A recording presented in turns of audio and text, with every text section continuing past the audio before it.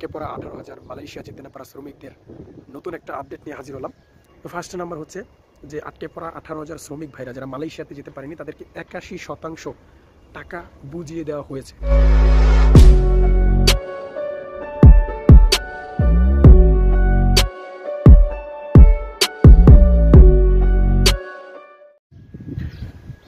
আসসালামু আলাইকুম, আশা করি সকলে ভালো আছেন। আমি আপনাদের ছোট ভাই কাতার প্রবাসী, কাতার দোহা থেকে আজকে আপনাদের মাঝে আটকে পড়া 18,000 মালয়েশিয়া যেতে না পারা শ্রমিকদের নতুন একটা আপডেট নিয়ে হাজির হলাম।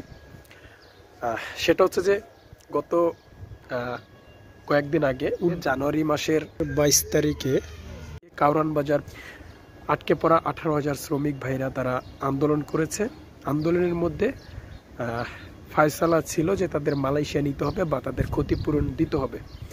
তো এটা নিয়ে আমি আজকে কথা বলবো। ভিডিওটি ধৈর্য সহকারে দেখার চেষ্টা করবেন যে তারা এই ফায়সালা হলো কি হলো না, বা তারা কি মালয়েশিয়াতে যেতে পারবে কি পারবে না, বা তাদের ক্ষতিপূরণ কতটুক দেবে বা দেবে কি না। ঠিক আছে, এই প্রশ্নগুলো আজকের এই ভিডিওটাতে তুলে ধরবো। আটকে পড়া 18,000 শ্রমিকদের আন্দোলনের পর হইতে কি ঘটনা ঘটলো সব কিছু তুলে ধরবো। তো ভিডিওটি ধৈর্য সহকারে দেখার চেষ্টা করবেন, আশা করি সব কিছু বুঝতে পারবেন। এবং আমার কে ডেঞ্জার ইউটিউব চ্যানেলটি অবশ্যই সাবস্ক্রাইব করে আমার সাথে থাকবেন নিত্য নতুন ভিডিও পেতে। আসসালামু আলাইকুম, আশা করি সকল প্রবাসী ভাইরা ভালো আছেন, যে যেখানে আছেন। যারা এই ভিডিওটি দেখছেন সবাইকে জানাই আন্তরিক ভালোবাসা এবং অভিনন্দন, কারণ দীর্ঘদিন ধরে আমাকে সাপোর্ট করে আসতেছেন। আপনাদের প্রতি আমার সবসময় ভালোবাসা থাকবে। এটা কারণ বাজার ছিল, সেখানে আটকে পড়া 18,000 শ্রমিক ভাইরা তারা আন্দোলন করেছে। তো সেই আন্দোলনের মধ্যে দুইটা জিনিস ছিল, সেটা হচ্ছে যে তাদেরকে মালয়েশিয়া নিতে হবে বা তাদেরকে ক্ষতিপূরণ দিতে হবে, বা আরও অনেক দাবি ছিল। তো দুইটা পয়েন্টে আমি ধরে বলতেছি।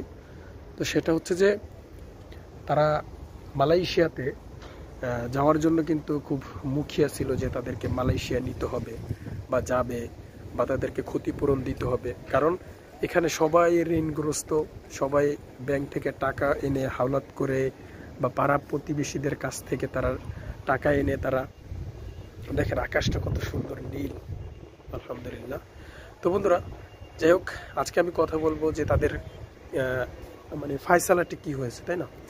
তো ফার্স্ট নাম্বার হচ্ছে যে আটকে পড়া 18,000 শ্রমিক ভাইরা যারা মালয়েশিয়াতে যেতে পারেনি তাদেরকে 81% টাকা বুঝিয়ে দেওয়া হয়েছে। এটা আলহামদুলিল্লাহ, মানে আমার কাছে অনেক খুশি লাগতেছে।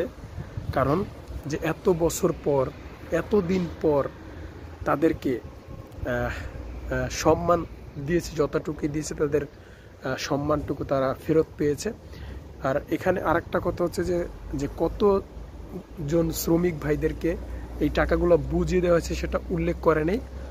প্রবাসী কল্যাণের যে সচিব রয়েছেন রুহুল আমিন, তিনি বলেছেন যে যারা টাকা নিয়েছেন তারা স্টেটমেন্ট বা সই বা বিভিন্ন ডকুমেন্টের মাধ্যমে তাদেরকে টাকাগুলো দেওয়া হয়েছে, এটা প্রুফ এবং প্রমাণ তারা রেখেছে। প্রবাসী মন্ত্রণালয়ের যে দায়িত্ব রয়েছেন সচিব রুহুল আমিন ভাই, তিনি বলেছেন যে তাদেরকে 81% টাকা বুঝিয়ে দেওয়া হয়েছে এবং বাকি যারা রয়েছেন রেকর্ডিং এজেন্সি তাদেরকে এই টাকাগুলো ফেরত দেবে, বাকি যারা আছেন। এবং যারা নিয়েছেন তাদের কাছ থেকে স্ট্যাম্পে সই দেওয়া হয়েছে এবং তারা সচিবকে সেটা জমাও দিয়েছেন, এই কথাও তিনি বলেছেন।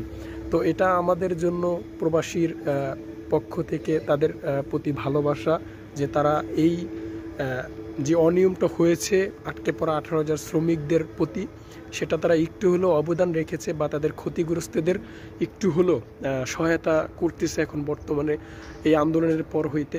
তো যাই হোক, এটা তাদের কাছ থেকে মানে পাওনা ছিল প্রবাসী ভাইরা। এটা দেখে আমি অনেক খুশি হয়েছি। আমি একজন প্রবাসী হিসাবে প্রবাসীদের কষ্ট বোঝা বা তাদের দেখা, এটা আমাদেরই দায়িত্ব, আমাদের দেশের যারা দায়িত্ব রয়েছেন তাদেরও। তো সবাইকে আমি ধন্যবাদ জানাই যে আটকে পড়া 18,000 শ্রমিকদের যদি মালয়েশিয়া নাও যেতে পারে বা তাদেরকে নেবে কিনা আমি জানি না, কিন্তু যেহেতু টাকা ফেরত দেওয়া হয়েছে তারা মনে হয় না যে আর মালয়েশিয়া যেতে পারবে, যেহেতু তাদের টাকা ফেরত দেওয়া হয়েছে। তো আশা করা যায় যে তাদের ক্ষতি যেহেতু একটু হলো তারা পুষিয়ে নিতে পারতেছে। তাই মনে করি যে এর থেকে আর ভালো কিছু হয় না, যে তাদেরকে আর সামনে বাড়াবাড়ি না করাই ভালো, যেহেতু তাদের টাকা পয়সা সব ফেরত দেওয়া হয়েছে। তো যাই হোক বন্ধুরা, যদি ভিডিওটি ভালো লেগে থাকে, আটকে পড়া 18,000 শ্রমিকদের মধ্যে যদি কেউ ভিডিওটা দেখে থাকেন অবশ্যই কমেন্ট করে জানাবেন। তো আজকের মতো এখানেই ছিল। খোদা হাফেজ।